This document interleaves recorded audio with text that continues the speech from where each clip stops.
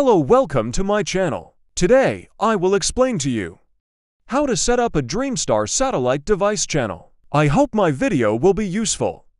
I would be happy if you support and subscribe to my channel. We can move on to the video. We press the menu button on our remote control. Then we hover over the installation and press the OK button in the middle on our remote control. We type for zeros in this box. We enter the antenna settings. We select the satellite we want to install in the satellite section. Dissect, we choose one. Then we press the blue button on the remote control. We select Network Search on in the inbox. We select the channel type without password. We select the search method as automatic search. And we are waiting for the channels to load.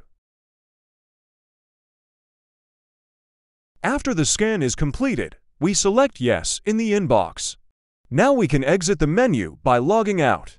I hope it was useful. Do not hesitate to subscribe to my channel. We love you. Bye.